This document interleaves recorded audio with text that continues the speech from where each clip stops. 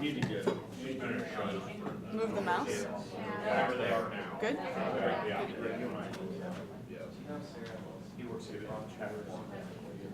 Ready? All right, guys, we're going to go ahead and get started. We have two presentations today, which I will introduce in just a moment. But first of all, we have an announcement from EntreFest. Today, we are thrilled to announce that the next EntreFest speaker will be Sarah Kunst. She's a venture capitalist.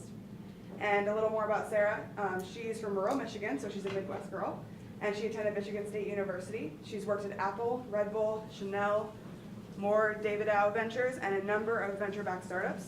She's currently a partner at Fortis Partners and lives in New York. She's on quite a few of the best of lists, and rightly so. She's the 55 unknown rock stars in tech, according to Mark Anderson, the 2015 Forbes 30 Under 30 list, and has also been recognized for her work in Business Insider as a 30 Under 30 and a top African American in tech. And Marie Claire magazine named her a young gun to watch. She also writes for the Daily Beast and for Entrepreneur.com. So just also another reminder is that the current price to register for EntreFest is $199, and the last day to register at that price will be February 28th, which is only a few weeks away. After that, the prices rise to $249. So if you want to go to EntreFest, I would take advantage of that awesome price. First of all, today we have Luann Alemao, right? Mm-hmm. Correct. And Associates, and let's give her a round of applause. Thanks, Alissa.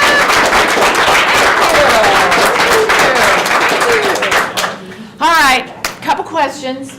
Who in here loves to eat? I've got the right audience. Who in here loves to travel?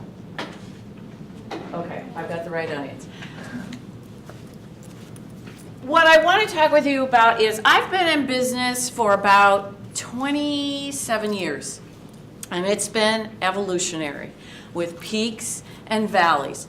This is my mission statement that I developed a long, long time ago and had help from people from you and I, actually, because I will show you the little things in your life that you do and chew that make the bigger difference, because it is the little things.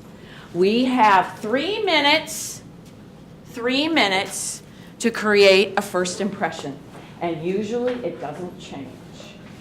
So we're going to spend a little bit of time talking to you about how I evolutionized, and it's growing, it's changing. I have some challenges right now that I want your help with, and so we're going to move on. But first of all, storytelling. A lot of the entrepreneurs in here, I was intrigued with their story. So I wanted to show you a little bit of mine with this flow chart. I started off as a family consumer science education teacher. That's what my undergrad is, and my grad work is in health and wellness. So that's where I started in the classroom teaching junior high and high school. And what I noticed from teaching junior high and high school is there were some things that are evolving that needed to happen. I found that it developed into consulting and speaking from teaching. You teach food and nutrition, you teach manners and etiquette, and people ask you outside the classroom to come and speak. I also got my certification in color consulting, and I was helping corporations and individuals with dress and being professional. Then that's when Casual Fridays came in, and people were really taking it to the casual level. And I was even getting more business because employers were having to be police people, and they didn't want to be. So that's kind of how that started. And also, I do have to tell you one story. One of the reasons why I went and pursued my etiquette certificate is, picture yourself back in junior high and high school. I had wrestlers during wrestling season that would come into my kitchen and spit into my sink during wrestling season to lose weight, to get rid of the excess. And I thought, something has to be done. This is not appropriate. So I thought, I'm going out and getting some education and pursuing an etiquette certificate. So that's what I did in order to have people a little more mannerly and a little more polished. That developed from my flow chart into more national speaking, customer travel opportunities, which I'm going to talk with you about today in my challenge, and all types of different classes, which you're going to see from, well, I'll just let you see. Now, what I started a number of years ago are culinary kids camps with my food and nutrition background, children ages 7 through 14. That's one of the divisions of Luann Alemao Associates. And children learn food and nutrition techniques, and plus they sit down and learn how to eat past food with what they've prepared. Spoon It with Luann is relatively new, and we'll talk a little bit about Blue Zones. It came about as a result of our lack of food and nutrition knowledge, and I'll talk to you a little bit about that. And that's adults 18 plus. You are all in the market. Taste the World is really what I want to spend time on today, and that's my travel experience related to food. And that's one of my challenges, and I'm going to talk to you about that a little bit more. Presentations, I give presentations nationally to universities, corporations seeking professional development and training, whether it's food and nutrition or etiquette, facilitate etiquette dinners. That's what I do. That's my concentration, is food and etiquette. Now, my customer satisfaction level, I'd say, is probably pretty high, but always can always be improved. My motto is, all of a sudden I just went blank. Give the audience more. Give the audience more. Promise less, but deliver more is really what I want to do. Now with my Spoon It with Luann classes, they love it because they did it themselves. They prepare an entire healthy meal, and these are some of the comments I've gotten. We go for wine afterwards, and I've even had people from Australia who found out about my classes come from the land down under, and they loved it. Now, I'm here to solve problems because what I've been reading is people our ages want experiences. They're not so much into things. They want to experience. That's what they want to spend their dollars on. Their discretionary dollars is to have an experience.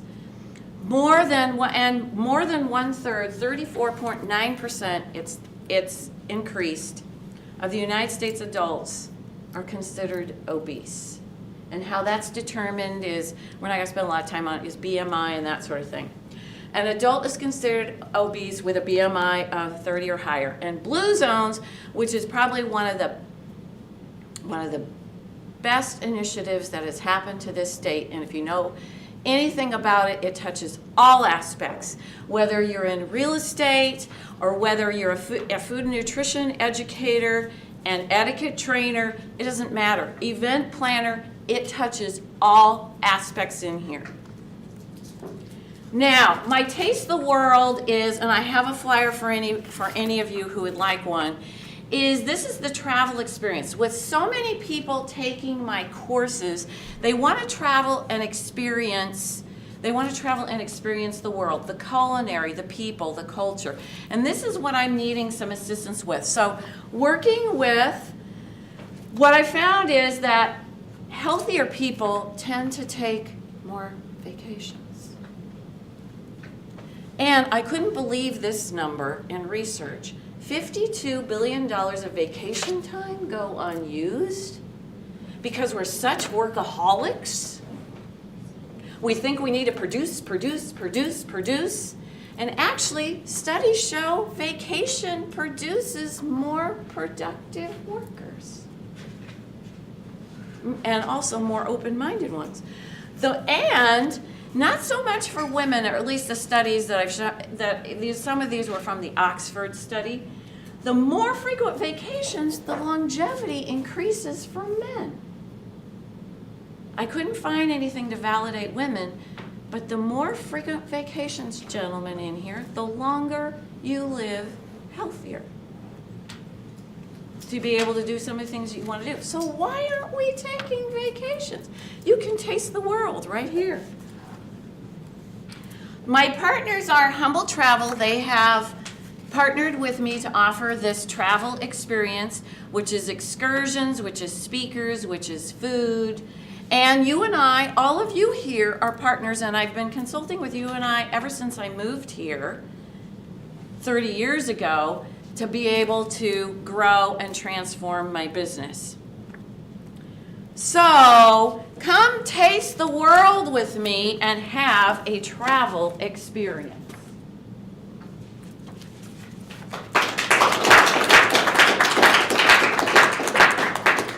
I have the Blue Zones book here if anybody wants to ask any questions about that too. What's your challenge?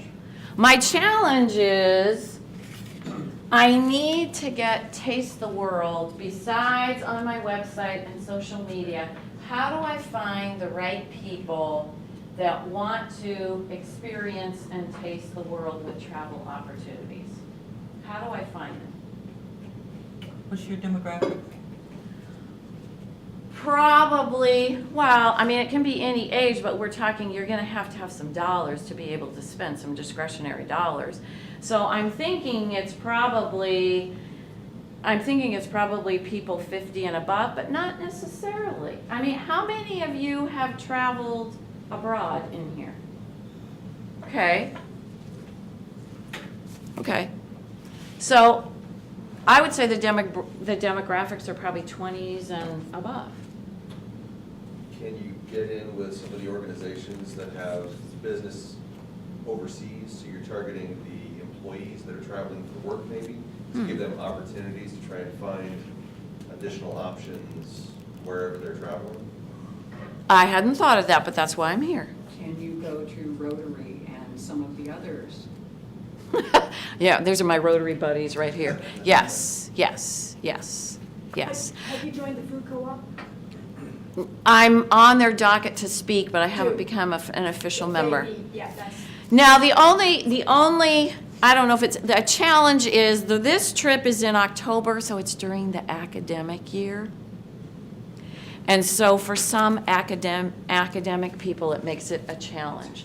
But the reason why it was offered by working with Humble is because it's the lesser expensive time of year and the weather is perfect. Summer is more expensive. It's like $3,000 more to go. What feedback So- are you getting on why people aren't jumping on it? What's an obstacle? Because I've done evaluations in my classes and they all want travel experiences. I think it's because it's so far in advance, which you have to do. They're trying to organize their life so possibly I can maybe go on this. Because I'll tell you what, if you've traveled, it opens up your world. You look at life differently and the challenges differently once you've traveled. And that's what I want people to do, is to realize there are ideas that we can implement right here to make our life better for others. When we open up our own world, then we can open up others. Yes? How are you organizing like the payment structure of, so somebody's like, maybe I want to go, but. That's Humble's. Okay. That's Humble's responsibility. That's my partner's responsibility. So I guess That's my not question mine. is, I know like, and I'm just speaking from my own personal experience, Mhm. but like I'll just give an example. Like a couple of years ago, everybody's like, hey, you want to go to Rag Ride? And I'm like, yeah, but you know, blah, blah, blah. And then he made me pay a deposit, and then I pretty much had to organize my life around it. So whether it was 6, 7, 8 months in the future, you know, I was in. You know, so that's something to think about. Okay, well, they have to put $500 down. I do Okay. know that. Can you partner, and her name is escaping me right now, Luann, but I think I've got her business card upstairs. Okay. Can you partner with the young woman who was the speaker for Business and Professional Women's event in November, the annual scholarship banquet, who Global is, Gals. Who is it? It's Global Gals. I was Global gonna bring it up Gals, too. thank you. Her name is. Yes, so she's got a whole travel thing, and she's doing encouragement of travel and all of that cultural experience. Well, I need her name and- then. Yeah, I have I her need her name. too. I was just gonna say that though, that she specializes in like just getting people to travel and enjoy life and the whole experiences, cuisines and everything. And my other thing I was just gonna bring up, just a thought, it might be for the future, but like KWWL, they're doing a trip. I think it's just to I know Hawaii. they are. Yeah, I have I a, thought of something, I know some places like that do trips. yeah, well, that's why I'm partnering with Humble, is because they want to offer a culinary-based trip. I mean, there's lots of other things that go on, whether you enjoy the arts, whether you enjoy history, there's lots of other things going on. It's not just culinary, but it's an opportunity I don't want people to pass up. Yes, Alyssa? Sorry, hiding behind Zach here. As part of your partnership with UNI, does that include the study abroad programs? No, but that, it could. Okay, because I know that there's a lot of kids who spend 3 weeks in Rome traveling around, and they're doing like, they're focused on religious sites, but there's also, there's great food in Italy, and there's Okay. people who spend a whole semester in different countries that might be interested in like part of their time there doing something like this. Okay. We'll see, and I guess that's part of, I have a little bit of confusion about where this is going, because this sounds like you're doing more consulting for the travel agency and putting together like a plan or a package for them. So how does this extend to, like, does this extend then from your business perspective to these other facets that aren't necessarily just down this train? Because I think we're hearing a lot of opportunities that come up there outside of maybe the travel agency, but you can still reach other people for these types of activities. So tell me your question. How are you diversifying this offering rather than just through the travel agency? Is it just through the travel agency? It's just- Or are you trying to expand it? into It's other just areas? through the travel agency and myself. I mean, they have it on their website, they have it on their social media. So it's just an extension of the Spoon It with Luann classes, because there was so much interest, and we are pursuing the Blue Zone's Mediterranean diet. That's what we're exploring. All the meals are Blue Zone's inspired, and then we go for wine that pairs with the meal, because if you understand anything about Blue Zone, there's always wine at 5. That's one of the principles.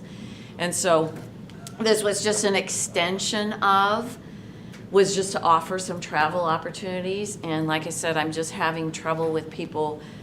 The challenge is getting the commitment. And yes, Alyssa. So I guess this might be kind of a dumb question, but I don't have a lot of discretionary income, and I've never used a travel agent. When I travel, I just book it myself. So when I went to London a few years ago, I handled it all myself. Do you think that people are wary of travel agencies? I don't know. One of the things that travel agencies can offer is that package, and they can provide the speakers that are going to help you learn about the culture and the people, that on your own you'll be lucky, because I've done both, and I think that they can provide you with those amenities that you may not know exist out there.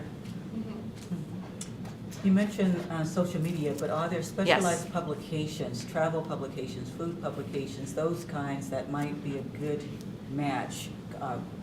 Yeah, that's a good idea. Travel, did I say travel? That's a good idea. That's a good idea. I'm pursuing some other things with Humble, since they're my partner, to see if we can. What's the goal? The goal is I need 18 people for this trip to fly, literally fly. To make it worth your time. To make it worth my time, yeah. Or 9 couples, or it doesn't matter if it's females, males, What about combinations starting of. small weekend trip, leading up to confidence of wanting to do something bigger as you go along? Goes back to Alyssa, we discussed that. People who want to just go to, we discussed the California wine country. I think people think they can do that on their own. But when you're, that's what we came up with, is that people can plan that on their own. But when you're talking about going abroad, and like I said, this is my first, I don't know how this is going to work, because this is my first attempt at this. They just said that this would probably be better, because most people aren't going to plan a trip like this on their own. They want everything inclusive. So does that 18 stay together the whole trip? Is it like a group of 18? Well, you dock at every port, because it's a river cruise. You dock at every port and you do whatever you want. There's a list of all kinds of things, whether you want to go hiking, sightseeing, shopping, The reason I excursions. asked, I just got back from a trip to Miami in which I had to plan everything from start to finish for 20 people, including myself. So making sure I had the airfare, all the hotels, the transportation from the Miami airport to Fort Lauderdale, making sure we had transportation and food was the hardest thing, because there was no food within walking distance of our hotel. and it was $15 for a salad at Mhm. the hotel. So, and I was taking teenagers, so it was like double. I had a bunch of my teenagers get put on standby, which was like terrifying. So, you know, that just as a service outside of, you know, the food thing is really cool, and I think food is awesome. I'm a Food Network junkie.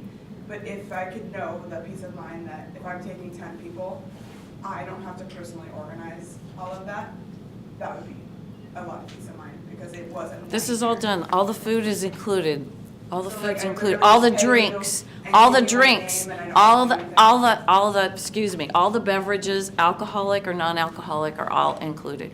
What isn't is what you buy once you land at a port. All, What's your long-term goal here? Like you said, mentioned October, but beyond October, where do you see this business ending up? well, I'm hoping that, as I was talking to Humble, I'm not known for a travel opportunity, and I'm hoping that people think of me as a presenter speaker on food and nutrition and etiquette, plus the travel opportunity.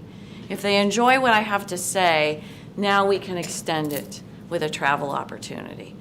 And it's not something that's offered here in this area, and I'm not limiting it to this area. There aren't any culinary experiences as That would far be an as extension our broad of your trips. clients that you're already working with to talk Yes. through that stuff, if that's. But it could be you. I mean, it could be you. And that, Because what's the price point? this is 3,500 And where does it go? from Barcelona to Paris, Okay. That's pretty good. and about That's 5 with stops airfare in and between. Airfare is beyond that. Okay. They're encouraging people using their air miles or somebody else's air miles. We're working on that. Like I said, this is my first attempt, so I need your help. Yes, Trevor? So there's another company out there, it's called Under 30 Adventures. What they do is they get all these people that are under 30 to do like this big group travel across the world for 5-6 days. And they get to do it at like a very discounted rate because they have like 40 people sign up to go. So I don't know if something along those lines would be looking to something. Okay. They have a very specific group demographic they're looking at. but- Okay. Yes, Luann? And long term, and maybe this isn't something that we're gonna be, but would getting a travel agent license, so, because I feel like a big portion of what you're doing for them is promoting. And I'm sure there's perks with that, maybe you get to travel for free with these trips or something like that too. But, Never being thought able about to do all of that yourself, like, brand yourself as a professional, that you could provide all of these things plus that, might be something long-term where Might be maybe a more long- of the profit would stay with you. Might be a long-term kind of thing, yes. Yes. I'm open, I'm listening, yes.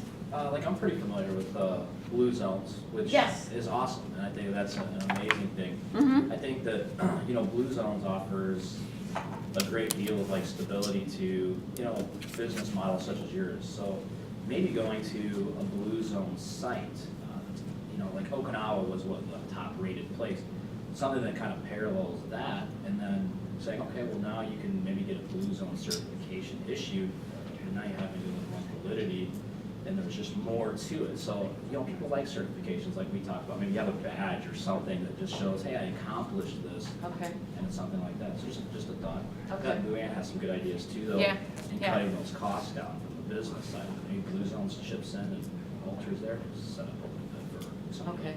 Well, I am a corporate speaker for Blue Zones, and we have chatted about this. If you look on their website, I'm listed as a corporate speaker for them. Yeah. That's not a bad idea, because we have talked, Dan and I have talked, so.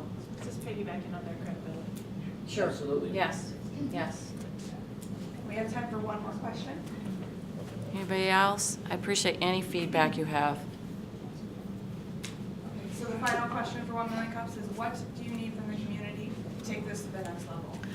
What I need from the community is, what did I do with my flyers? Oh, what I need from the community is to have this trip happen so that I can alter some other trips. I need this trip to happen and materialize, so then I know what people are wanting, and then I can adapt and change the next one. But I need a trip to happen. So just getting the word out, marketing it, if you have ideas, and some of you gave me some. If any of you want a brochure, they'd be great. I do know, I will share this with you.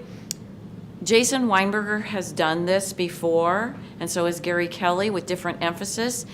And I've spent a lot of time chatting with them. It does happen. Jason did a music trip to Austria, and he had enough people to go. Gary Kelly does an art trip, and it happened. He got enough people to go. So I'm thinking, okay, they said it can happen. It's just a matter of working at it.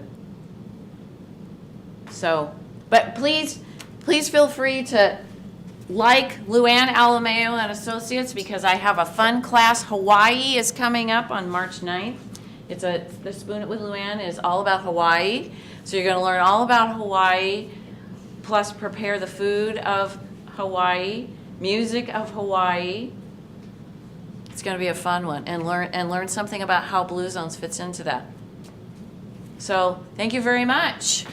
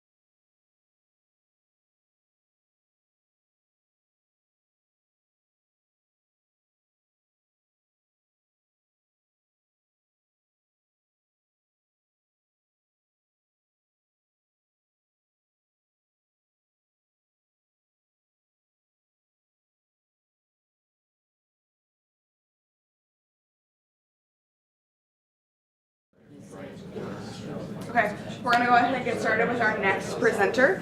Again, please remember to fill out these sheets for Luann. We'll give those to her after this presentation. Next up, we have Revolution Realty with Alissa Gardner and Rob Stiles. And we are looking forward to their presentation. One quick thing to remember, if you're watching on the live stream, feel free to type in questions during the question and answer session. We're paying attention to that, and we will make sure to get your questions. All right, please welcome Alissa and Rob.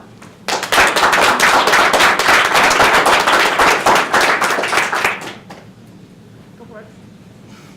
Well, Alissa has graciously brought me up from 1 Million Cups. We are Revolution Realty, and we started kind of a different model of real estate, kind of similar but more based on like a team environment, which real estate doesn't have a whole lot of. I'll just kind of give you a quick synopsis of how this whole company came to be and why we're doing what we're doing. I worked at AT&T for a while, for about 5 years when I was younger, around 22. I'll be 33 next month, so it was a little while ago. But had a really strong background in seeing, corporate America, Fortune 50 type company. And there's a lot of things that are really great about that, but there's a lot of things that weren't so great about it too. Kind of like the micromanagement and all the way up the chain. Just not a lot of connection from the top to the bottom, I guess is what I'm getting at.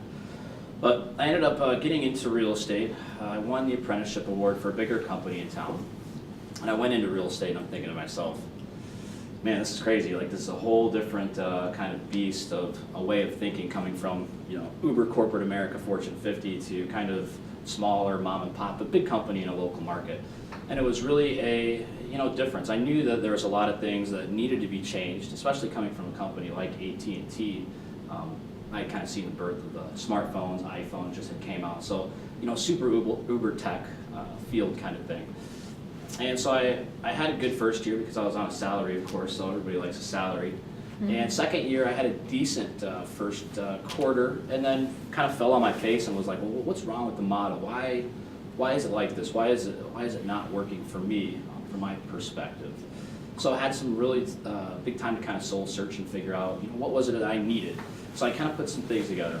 In the meantime, I went and worked at another company that had kind of a team environment that I liked, kind of a younger crowd, which I think against older folks, I vibe better with them. No offense. What's that? No offense. Yeah. You don't look that bad. You're pretty good, man. So looking fit.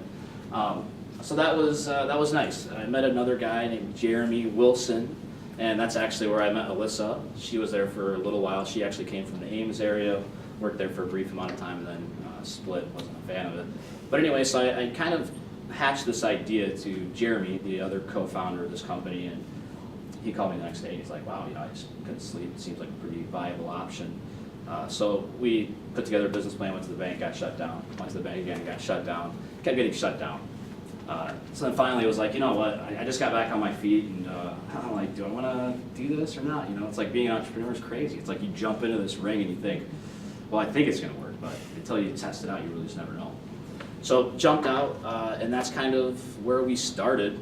So as you can kind of see here, and actually let me go back just one more step. We started out in my girlfriend's catering kitchen business that was like a 10 by 10 small room, just a workspace to kind of get, it's kind of like a garage band, you're starting out, and everybody needs a place to kind of collaborate. So that was really cool for us. So meager beginnings, obviously, and not that we're like some crazy company yet, but we're doing better, and we found that our model is starting to become valid. So market opportunity, a lot of the commission rates from brokers, I can't necessarily say, what somebody else charges based on antitrust laws and just being a real estate broker, you can't do that.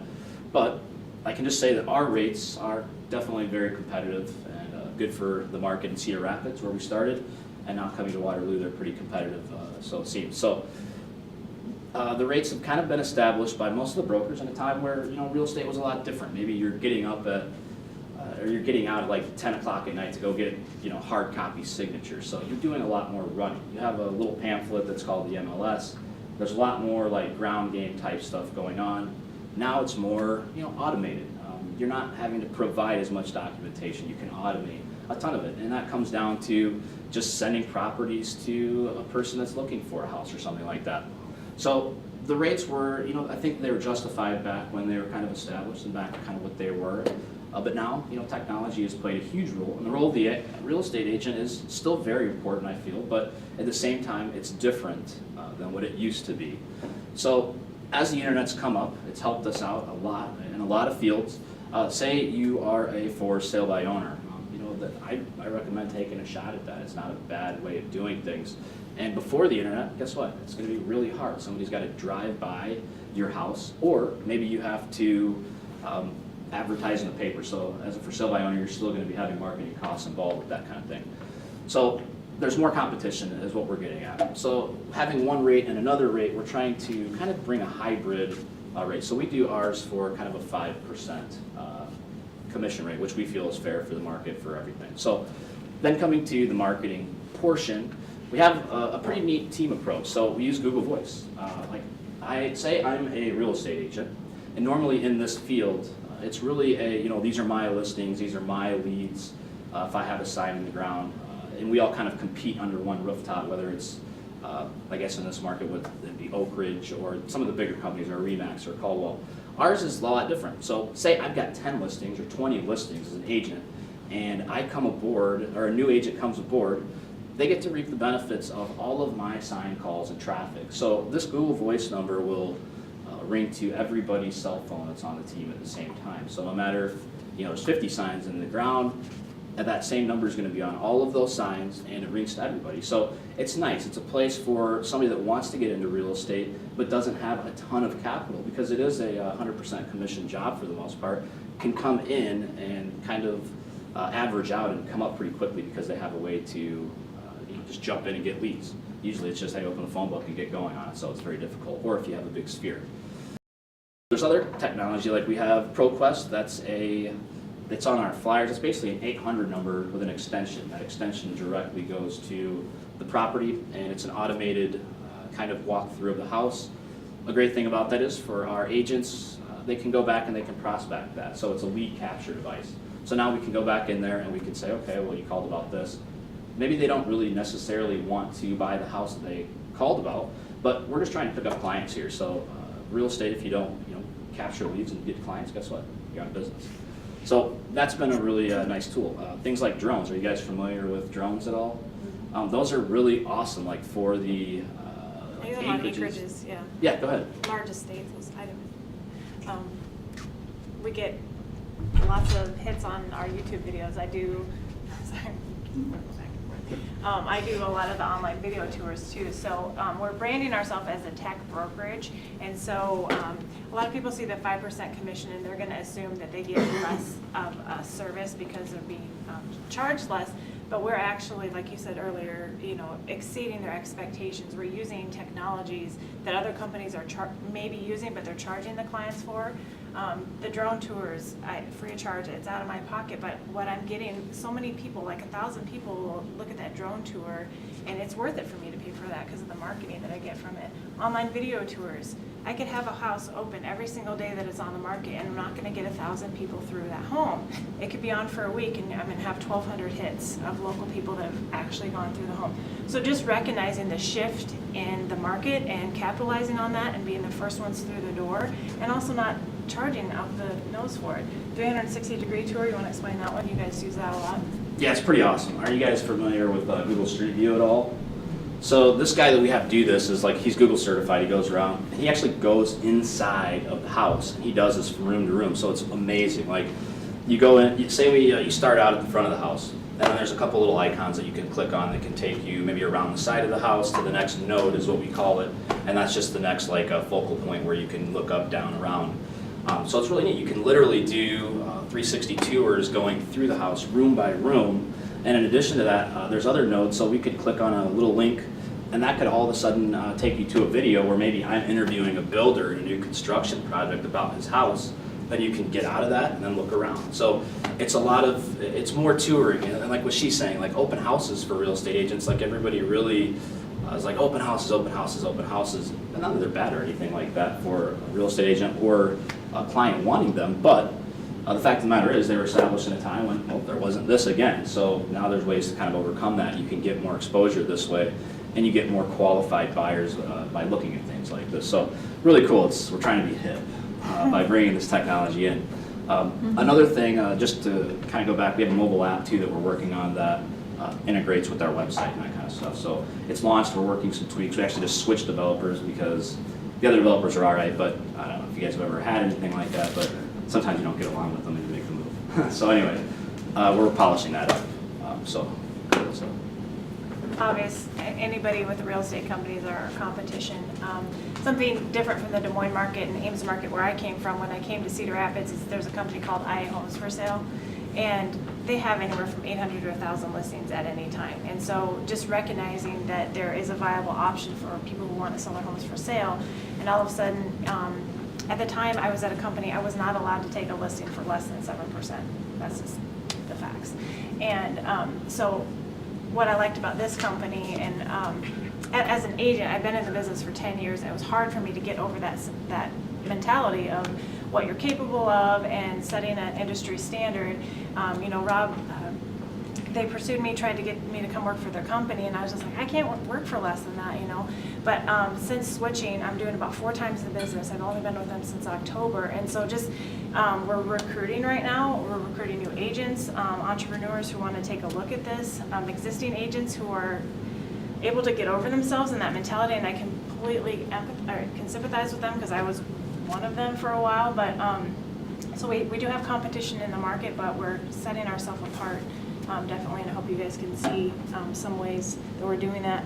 The team approach for me, actually that was kind of tough for me to get over too. As an existing agent, there's so much competition, and you're independently owned and operated. Like, I'm an independent contractor underneath these guys. I get a 1099, and so you get in this mentality of just working for yourself.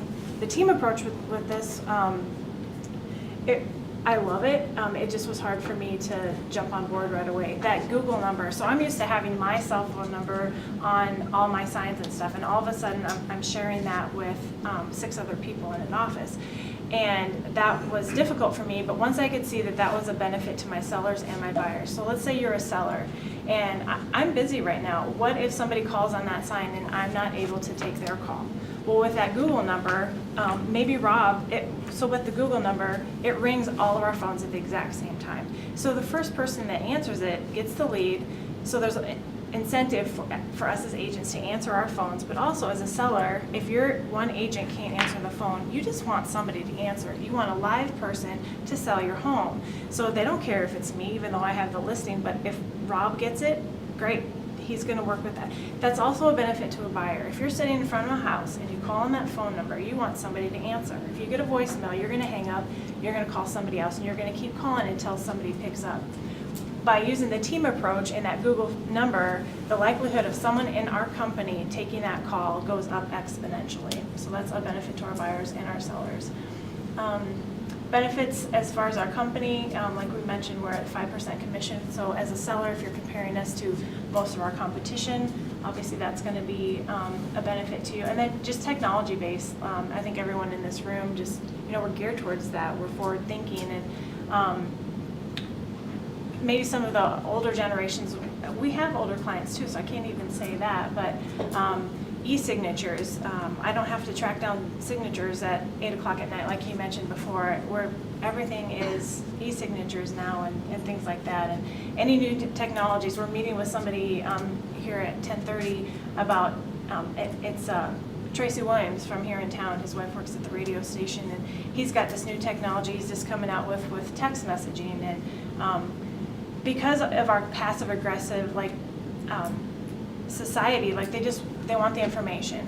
Have a lot of agents will run ads in papers and not put the price. People just want the information without you having to talk to them. And instead of saying, fine, we're not going to give you information, we're giving them information, that 1-800 number they can call 24/7, get all the property information, things like that, meeting people, their needs and what they're asking for, and actually listening to what people want. There was a gentleman here 2 weeks ago, and he said, Alissa, I can put myself through real estate school, pay all my fees and dues, and still be money ahead and sell my own house, then hire a realtor. The conversation, that's part of the problem that we're trying to be the solution for. Yeah, so I guess before we kind of go here, I was going to add a couple more things just about the technology. So say you have a house and you're like, okay, I'm going to sell this house.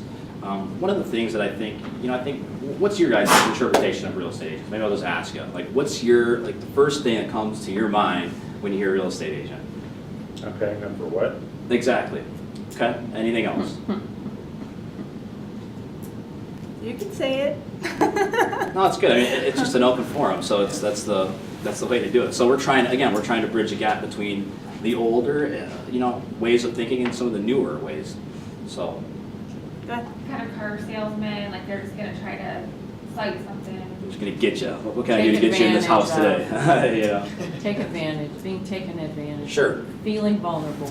I think that that's kind of what I was getting at. People don't have the best trust, and it's like any industry. Real estate agents get a kind of a bad rap for it as a whole, but there's good people in their industry and there's bad people in their industry. People that are ethical, people that are unethical, people that take their job very seriously, and people that don't. It's just life in general. How do you operate yours? So I guess one thing is we have, if you're gonna sell a house, we have a neat program called Showing Suite that we use. And what happens is a survey is sent to that agent after. So in an effort to be more transparent, when they fill that survey out, that comes to me and you as a seller at the same time. So it's not like, oh, I've got to rely on Rob's information here. I think I trust him, but I don't know. So that's one more effort that we're saying, hey, let's give you more data as the consumer and putting you in the driver's seat with more transparency. So if we have 10 agents that show up from other companies and they're all saying the same thing on the feedback, it's not like, oh God, Rob's my enemy now. It's like you can just look at the data yourself and make it easier on you. We're just trying to give you access more or less to the MLS in a technology-based format, because at the end of the day, the MLS is still king when it comes to real estate for the time being. So I think there'll be a paradigm shift, and I think it's going to go kind of all the way to maybe for sale by owner side-ish, but then it's going to come back because there's a lot of legalities in real estate where you do need somebody that's licensed that understands the situations. If you don't do this every day, you can't possibly know how it works and how to best serve yourself in a situation. I find things every day that I don't necessarily know about when we come up, and we do a lot of business. So there's definitely a need for somebody to watch your back. But I guess to infinity and beyond, moving on, we are entering the Cedar Valley market now. We have 2015, we're looking to do the Iowa City market. So Alissa right now is getting her broker's license. My broker's license is actually the one that's hanging here in the Waterloo market. We just are getting on the ground here. So as soon as she gets hers, she'll take that spot, and then I'll move my broker's license to the Iowa City market. So you have to be pretty strategic in the way that Iowa law will allow you to go from market to market. Basically, you need brokers to man a satellite office. That's kind of some technicality stuff. But we got some good people on the ground that are willing to do this. So we'd like to be in Quad Cities and Des Moines, and we're looking to make a national franchise that's scalable. And the reason kind of the way that we're doing this with the technology is we're also building a CRM. Does anybody know what a CRM is? Yeah. And what is a CRM to you? It's basically a large database for access points for all of my customer management. So it's a customer management resource. So. Okay, precisely. So a customer relationship management tool, basically. And what this does in real estate, being unorganized, and 1099s everywhere, this guy might do his business this way, this guy might do his business this way. One of the big things is you might get a ton of leads or a ton of sign calls as an agent, but what happens is those leads fall through the cracks, and those people fall through the cracks. We're building a CRM into our website that cross-platforms with our application for iOS and Android. And what happens is somebody registers onto the site. That's going to kick into the CRM, which will initiate drip campaigns. Is anybody familiar with a drip campaign? So a drip campaign is basically an automated email system. I can create a drip campaign that maybe would say one thing on day 1 upon registering, day 3 it sends something else out, day 4. So what happens is basically it's a way that I can automate this, and it goes in a round-robin fashion to the team. So X person registers on our website, or they get kicked in through Zillow or something like that. It comes into our CRM, it's custom built, and that goes into a round-robin across the group. Does that kind of make sense to you guys? I know there's a lot of parts here, so I'm trying to kind of dumb it down because it's a kind of a crazy industry, all the complexities of it. But basically what happens is we can have 15, 20, 30, 40, 70, 100 leads or drip campaigns going at once, and as soon as that client or that person that registered replies to one of those responses, it immediately as an agent will shoot me an alert saying so-and-so responded to this, here's what they said. And then I can pick it up from now. So if you look from there, so if you look at it as you're fishing, right? Any sales job, you're kind of fishing for leads, or you're fishing for clients, or a way to make your business model viable.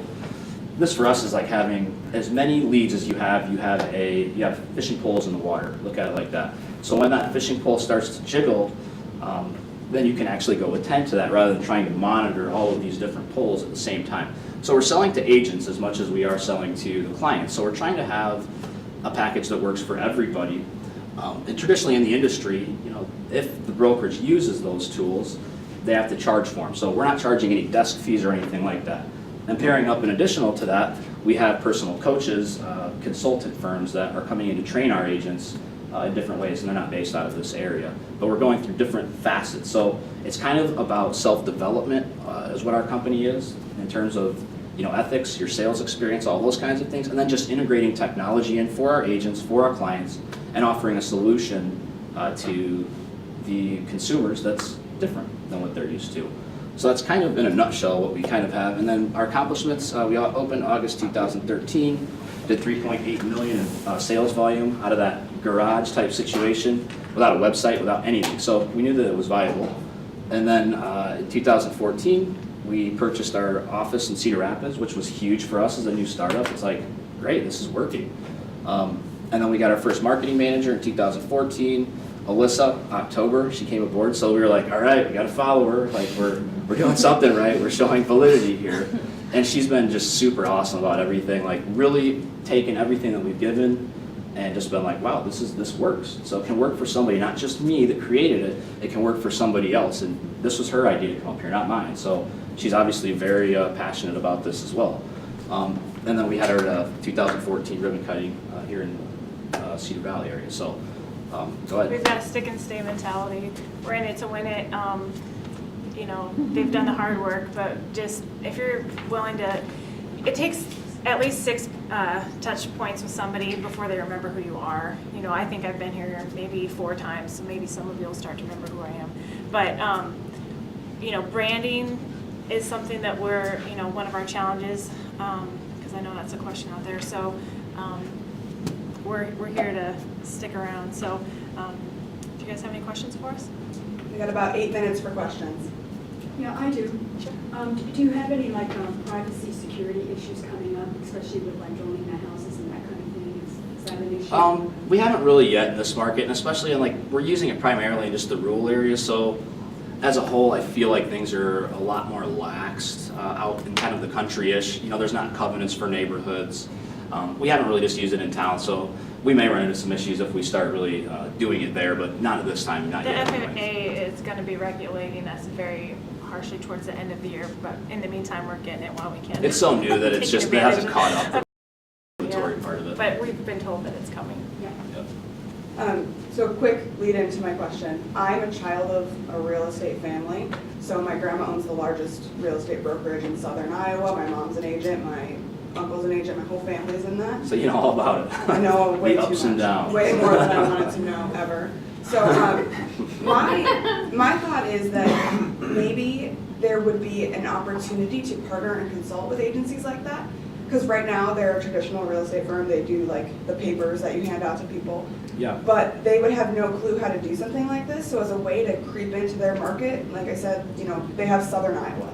So if you want Des Moines and below, that's what they monopolize down there.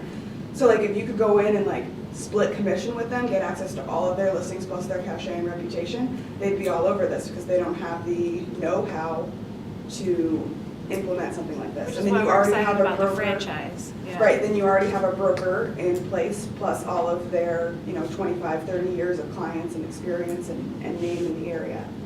So, in addition to going in and competing with these different agencies, to quickly get into that area, partnering would be the fastest way, I would think, or Yeah, I franchising, think- however you're setting. I think that's amazing, and that's a brilliant point. I think any business that wants to be, quantifiable has to take it and look and say, okay, well, can I go in here and just literally manpower a market, or do I piggyback somebody that's already done X amount of time and think about the hours and the sweat they put into what they're doing? So I think that's definitely like kind of our idea, making it a franchisable model. Maybe we'll start going to market and say, hey, look, we've got this all-inclusive package for you to use.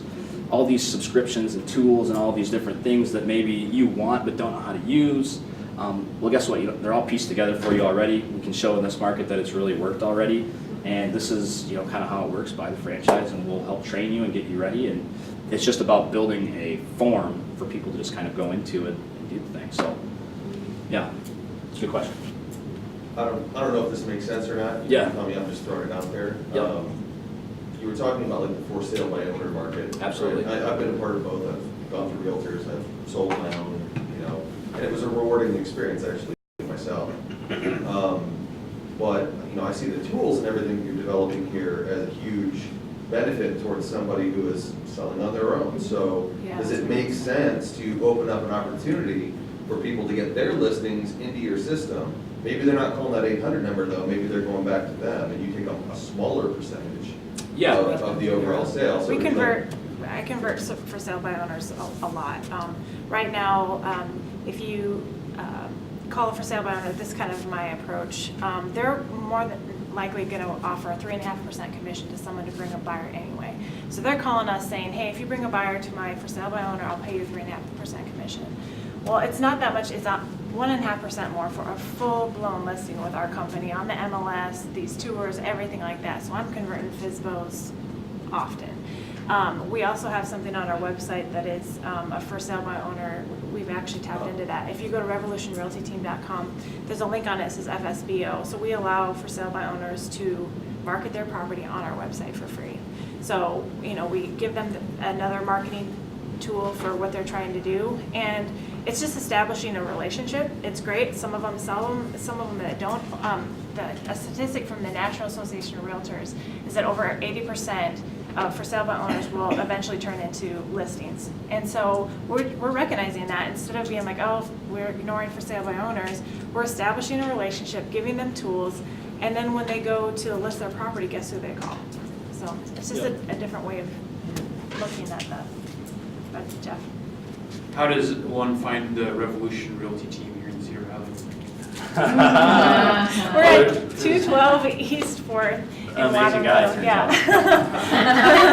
Jeff has been very gracious at Main Street and has allowed us to set up shop there as we're kind of getting established. So again, just another testament to the community and the startup community here, I guess. We could come into this market and get a space or whatever out of the gate, but it's nice that he's allowed us to do the resources, and it helps us while we're getting on our feet here. So the Cedar Rapids market budget doesn't have to subsidize the Waterloo situation. So it's great, and we're really grateful and pumped about it. So thanks, Jeff. And we're thrilled to have you guys. Thank you. It's really good. Yeah, I was gonna add you in an office, but it sounds like not yet then. Oh, Yeah, we're just we're bringing. And Luann is also an agent of ours in getting her license right now. We also have somebody, a recent graduate, just graduated from UNI in December, and he's getting his real estate license as well, taking the classes and stuff. But we're recruiting. A lot of companies don't necessarily want brand new agents, and I love them because they're trainable and they're teachable and they haven't learned the bad ways of doing real estate. So we'll take existing agents, but we really are looking for a certain type of person that's forward thinking and that can look at this real estate business differently than traditionally you'd find out there.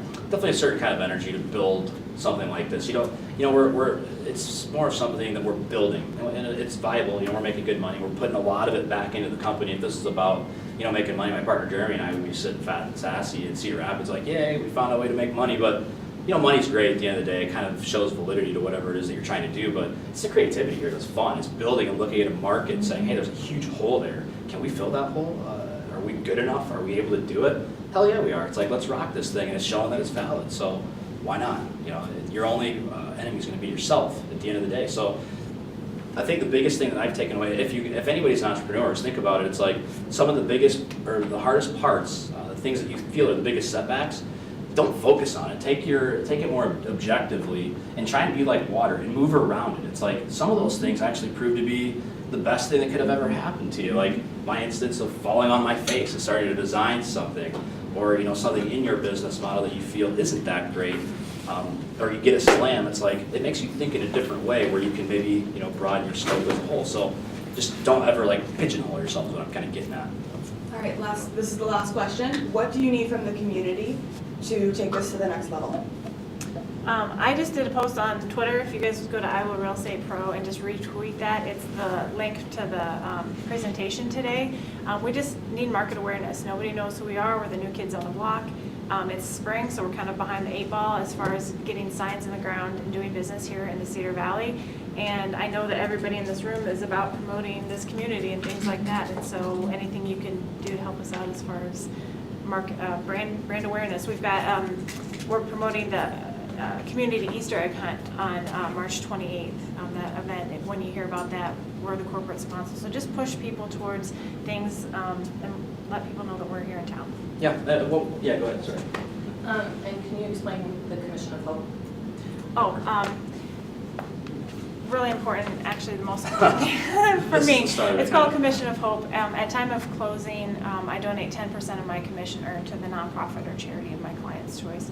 And it's just a way to take an industry that's led by greed and, you know, money hoarding and stuff like that, and just set ourselves apart as giving back and meeting a need where it means most to a client. The last one went to the Cedar Valley Humane Society.